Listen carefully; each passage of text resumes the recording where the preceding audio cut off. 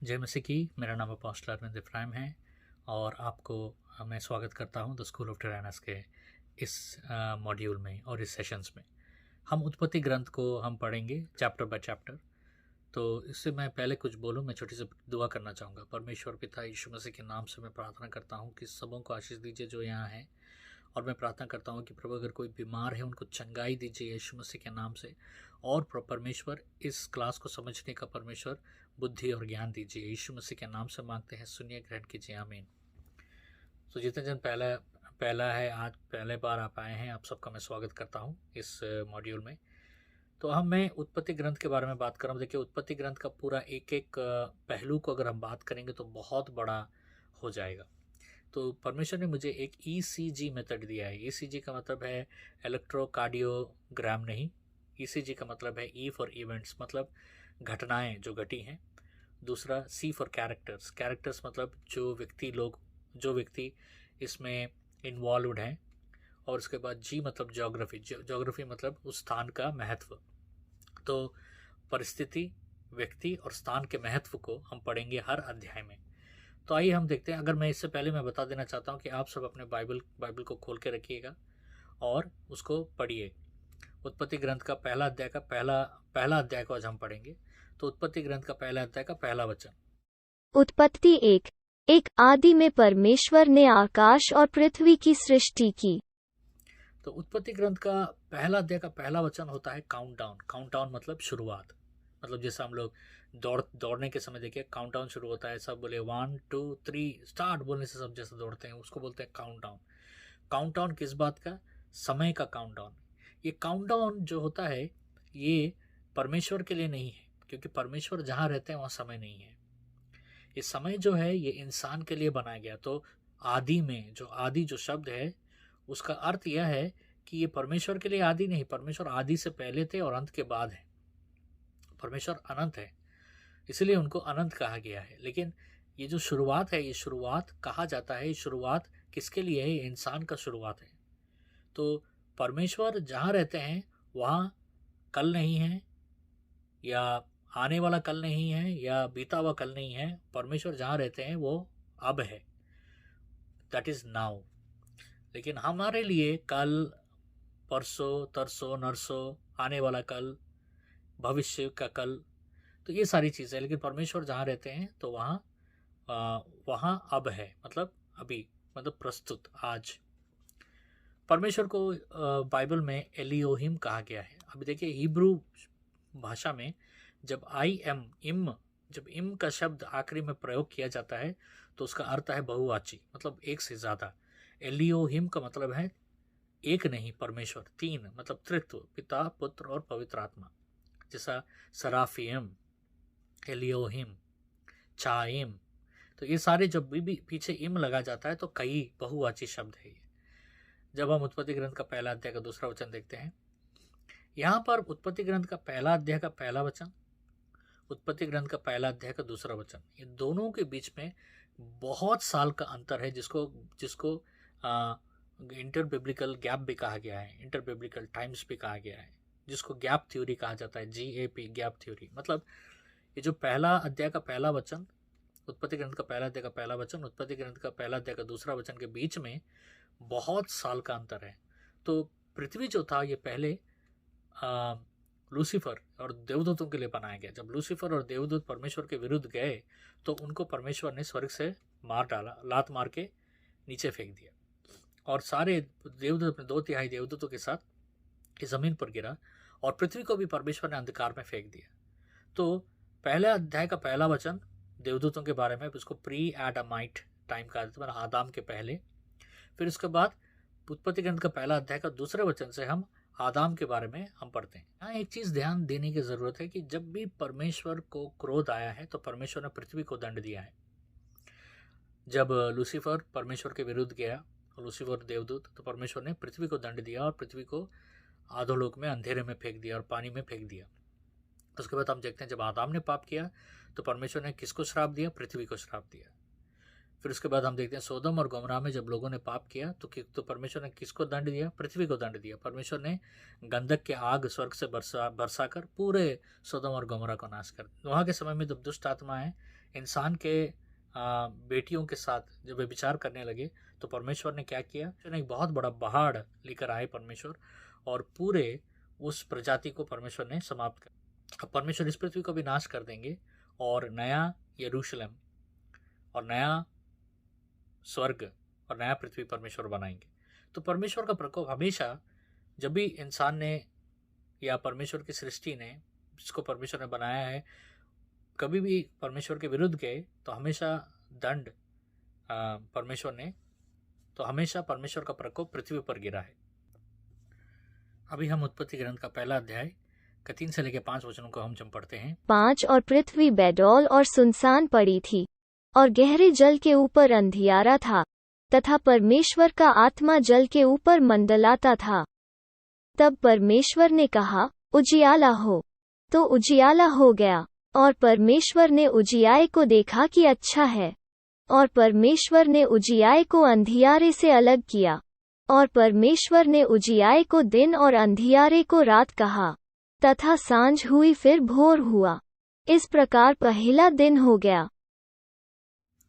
यहाँ हम देखते हैं कि जब परमेश्वर पुनर्निर्माण करना चाहते थे, पुनर्निर्माण जब करना चाहते थे, तो परमेश्वर पवित्र आत्मा का महत्व को हम देखते हैं। पवित्र आत्मा पृथ्वी के ऊपर मंडरा रहा था। फिर उसके बाद पृथ्वी का पुनर्निर्माण शुरू हुआ। पवित्र आत्मा को हिब्रू में रूहाक कहा जाता है, और इसका दूसरा अर्थ भी है श्वास या एक आंधी। जब रूहाक, जो पवित्र आत्मा है, जब उन्होंने अपना काम समाप्त किया, उसके बाद परमेश्वर ने बात किया, और जैसे परमेश्वर ने बोला तो प्रकाश आया। तो इस पैटर्न को समझने की कोशिश कीजिएगा। उद्धार के समय में भी यही 3 चीजें होती हैं। उद्धार के समय में सबसे पहला पवित्र आत्मा क्या करते हैं, जो पाप में व्यक्ति रहता है उसको पाप के बारे में बताता है पवित्र आत्मा। अगर हम यूहन्ना का 16 का 8 में जब हम पढ़ते हैं, और वो व्यक्ति पश्चाताप करता है अपने पाप से, उसके बाद वो व्यक्ति के जीवन में वचन आता है। वो वचन पढ़ना शुरू करता है और वचन उसके जीवन में जाता है। पहले पवित्र आत्मा अपना काम करते हैं, फिर उसके बाद वचन उस व्यक्ति के जीवन में काम करता है। भजन संहिता 119 के 105 में जब हम पढ़ते हैं, फिर उसके बाद हम देखते हैं जैसा वो व्यक्ति वचन पढ़ना शुरू करता है, वो व्यक्ति वचन पढ़ना शुरू करता है, उसके जीवन में प्रकाश आता है, यूहन्ना का सुसमाचार 8 के 12 के अनुसार। तो पहले उस व्यक्ति के जीवन में पवित्र आत्मा काम करते हैं, उसके बाद वचन काम करता है, फिर उसके बाद प्रकाश आता है उसके जीवन में, तब वो उस उद्धार में खड़ा होने का सामर्थ्य पाता है। अभी हम उत्पत्ति ग्रंथ का पहला अध्याय का 6 से लेकर 8 वचनों को हम देखते हैं। उत्पत्ति 1, 6 से 8। फिर परमेश्वर ने कहा, जल के बीच एक ऐसा अंतर हो कि जल 2 भाग हो जाए। तब परमेश्वर ने एक अंतर करके उसके नीचे के जल और उसके ऊपर के जल को अलग अलग किया, और वैसा ही हो गया। और परमेश्वर ने उस अंतर को आकाश कहा। तथा सांझ हुई फिर भोर हुआ। इस प्रकार दूसरा दिन हो गया। परमेश्वर ने इस पानी को 2 भाग में विभाजित किया, एक भाग ऊपर की ओर और एक भाग नीचे की ओर। जो ऊपर की ओर जो भाग को परमेश्वर ने जो विभाजित किया, उसको परमेश्वर ने आसमान कहा। फिर नीचे के भाग जो पानी को परमेश्वर ने विभाजित किया, उस पानी को परमेश्वर ने समुद्र या नदियां कही।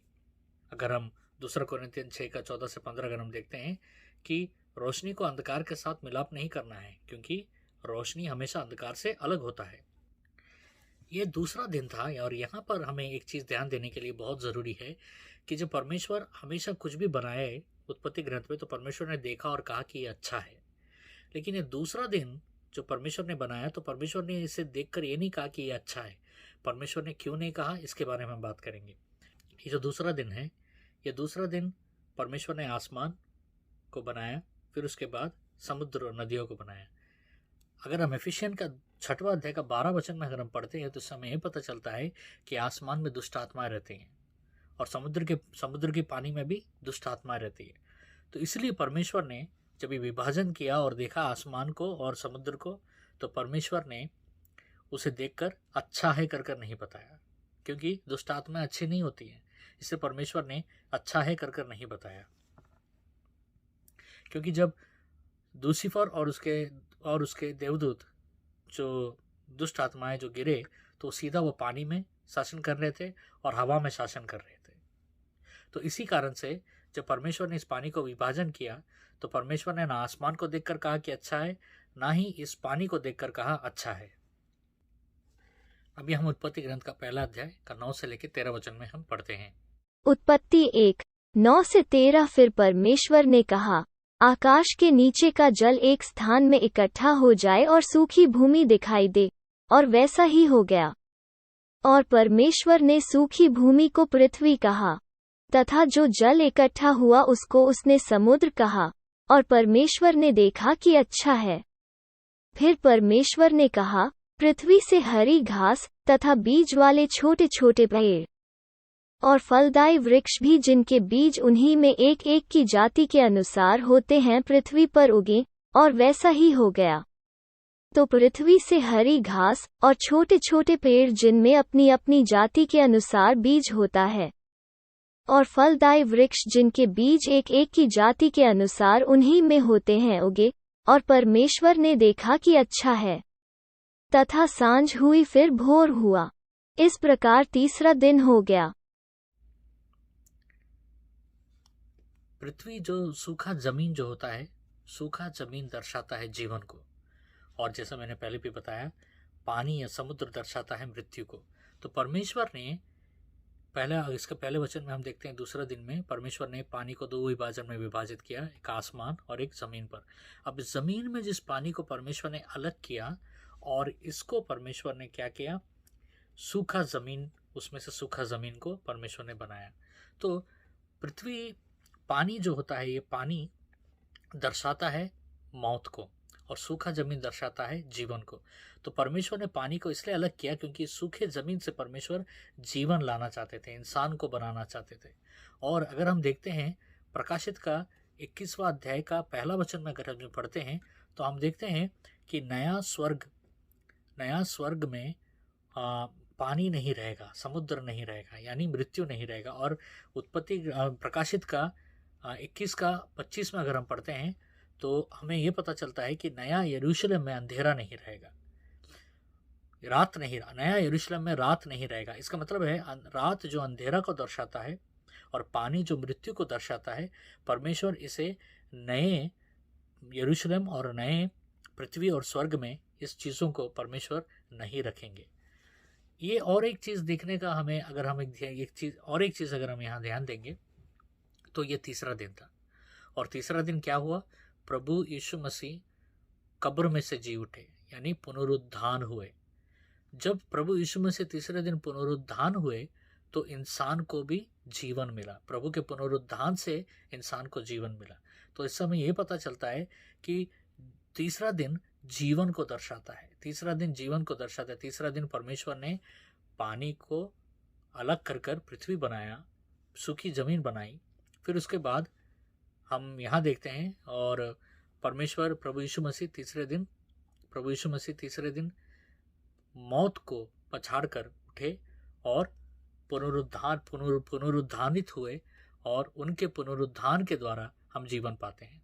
उत्पत्ति ग्रंथ का पहला अध्याय का 14 से लेके 19वां वचन तक हम देखते हैं। उत्पत्ति 1:14 से 19। फिर परमेश्वर ने कहा, दिन को रात से अलग करने के लिए आकाश के अंतर में ज्योतियां हों, और वे चिन्हों और नियत समयों और दिनों और वर्षों के कारण हों, और वे ज्योतियां आकाश के अंतर में पृथ्वी पर प्रकाश देने वाली भी ठहरें, और वैसा ही हो गया। तब परमेश्वर ने 2 बड़ी ज्योतियां बनाईं। उनमें से बड़ी ज्योति को दिन पर प्रभुता करने के लिए, और छोटी ज्योति को रात पर प्रभुता करने के लिए बनाया, और तारागण को भी बनाया। परमेश्वर ने उनको आकाश के अंतर में इसलिए रखा कि वे पृथ्वी पर प्रकाश दें, 18 तथा दिन और रात पर प्रभुता करें, और उजियारे को अंधियारे से अलग करें। और परमेश्वर ने देखा कि अच्छा है। तथा सांझ हुई, फिर भोर हुआ। इस प्रकार चौथा दिन हो गया। यहाँ पर रोशनी को देखते हैं, प्रकाश को देखते हैं। अब जो ये प्रकाश है, ये प्रकाश अलग है। जो पहला वाला प्रकाश था वो जीवन का प्रकाश था जो परमेश्वर ने बनाया। अब ये जो प्रकाश है ये ऋतुओं के लिए, समय के लिए है। सूरज, चांद और तारे, परमेश्वर ने 3 वर्ग बनाए, सूरज, सूरज, चांद और तारे। और ये सूरज, चांद और तारे पहले भी परमेश्वर ने बनाया था, आदम के पहले भी। लेकिन जब शैतान ने और उसके दुष्ट आत्मा ने परमेश्वर के खिलाफ बगावत किया, तो उस समय में परमेश्वर ने ये सूरज, चांद और तारों का प्रकाश को परमेश्वर ले लिए। फिर इस प्रकाश को परमेश्वर ने पुनर्निर्माण किया। अब ये सूरज, चांद और तारे ये दर्शाते हैं परमेश्वर, ये दर्शाते हैं समय को बताते हैं, ऋतुओं को बताते हैं। अब इसका और एक अर्थ भी है।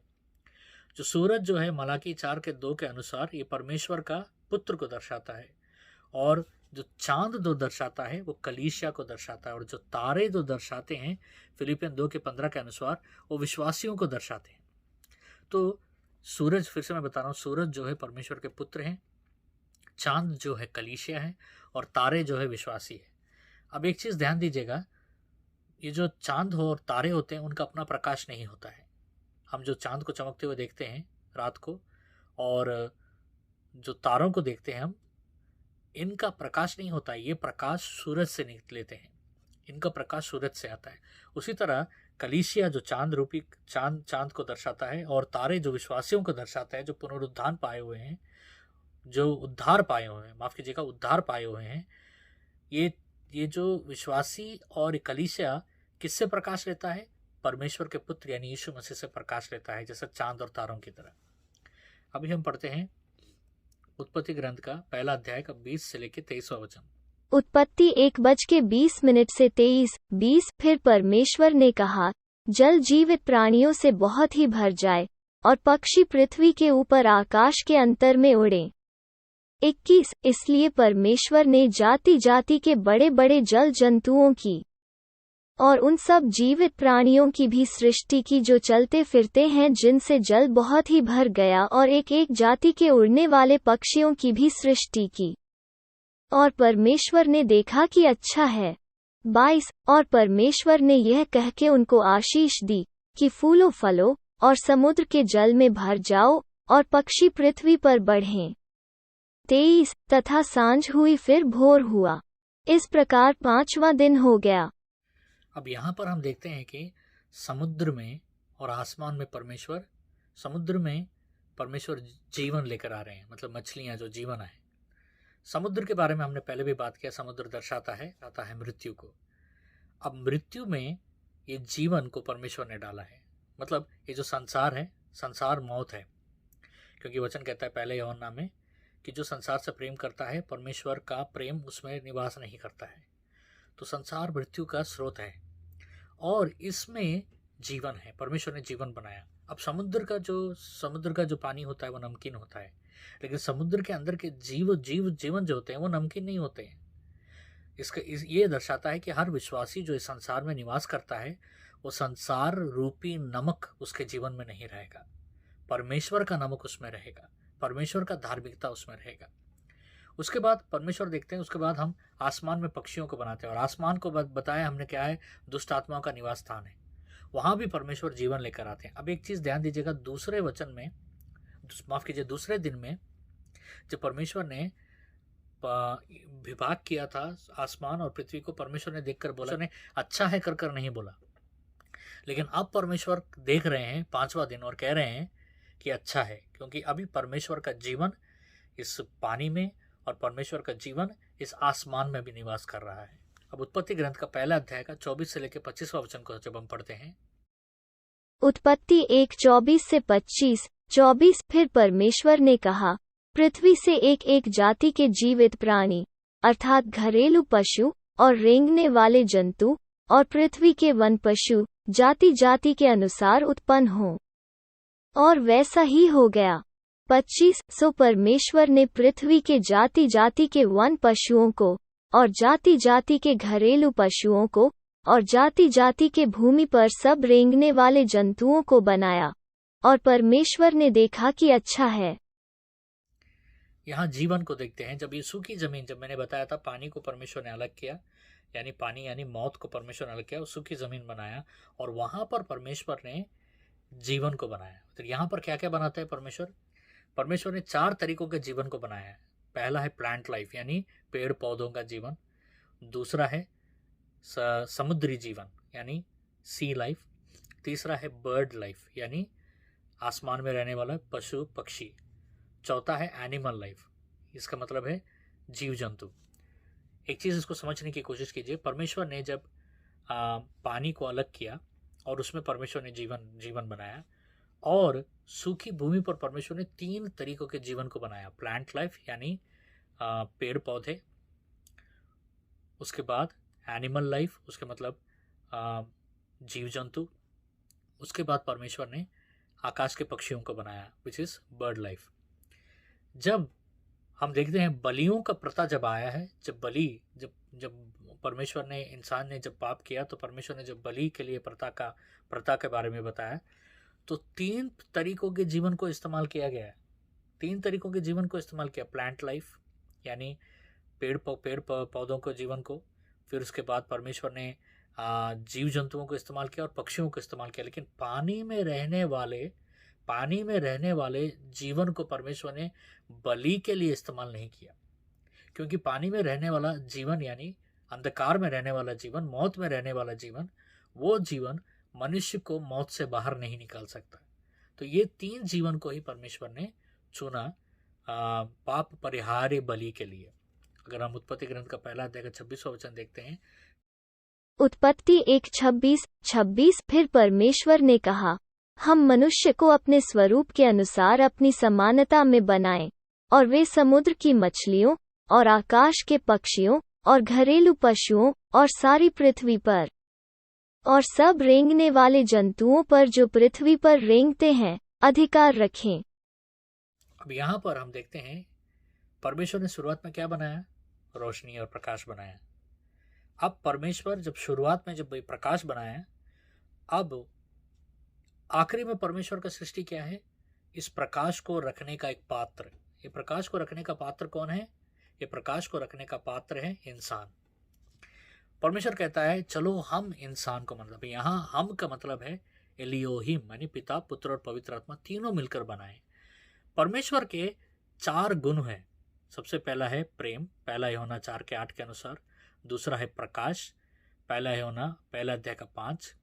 तीसरा है पवित्रता, प्रकाशित का 4:8। और चौथा है धार्मिकता, यिर्मयाह का 23:6। ये चारों गुण जो परमेश्वर ने इंसान को बनाया, प्रेम, प्रकाश, पवित्रता और धार्मिकता, इंसान के अंदर में परमेश्वर ने डाला। इंसान इसको समेटा हुआ है। लेकिन ये कब प्रकट होता है? ये तब प्रकट होता है जब इंसान परमेश्वर का करीब जाता है, करीब चलना शुरू करता है।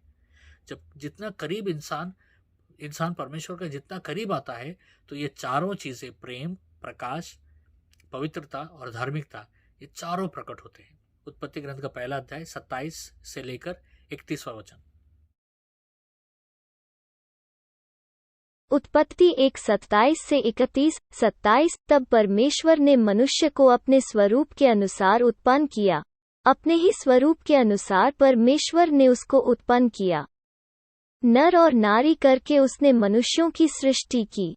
28 और परमेश्वर ने उनको आशीष दी और उनसे कहा, फूलो फलो और पृथ्वी में भर जाओ और उसको अपने वश में कर लो, और समुद्र की मछलियों तथा आकाश के पक्षियों और पृथ्वी पर रेंगने वाले सब जंतुओं पर अधिकार रखो।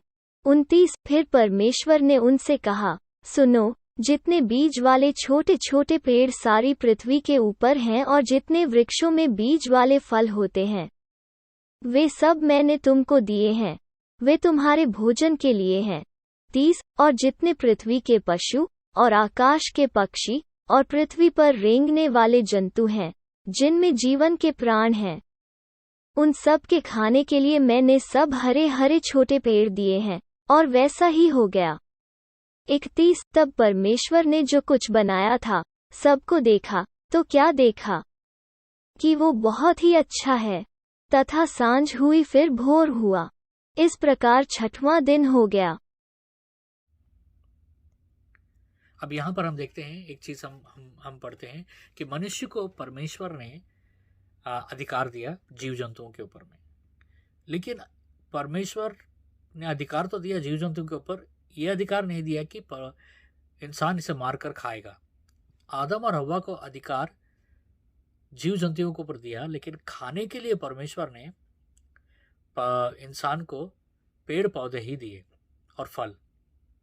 यानी पहला इंसान जो परमेश्वर ने इंसान को बनाया वो मांसाहारी नहीं था, वो शाकाहारी था।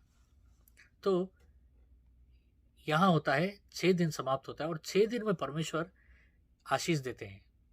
ये आशीष वो पहला आशीष है जो आदम और हवा को परमेश्वर ने दिया, और ये आशीष बहुत ज़रूरी है। फूलने और फलने का आशीष बहुत ज़रूरी है, क्योंकि शैतान के गिरने के बाद ये पूरा पृथ्वी अंधकार और श्राप में था, और परमेश्वर ने इसको पुनरुत्थान किया, पुनर्निर्माण किया और इंसान को बनाया। और परमेश्वर ने सबसे पहला चीज़ इंसान को दिया वो है आशीष, अ ब्लेसिंग। फूलने फलने का परमेश्वर ने आशीष दिया, माने विस्तार होने का आशीष दिया। परमेश्वर ने इंसान को बढ़ने का आशीष दिया। तो ये हमारा पहला अध्याय समाप्त होता है। फिर हम अगले सेशन में फिर मिलते हैं। तब तक परमेश्वर आप सबको आशीष दे। God bless you.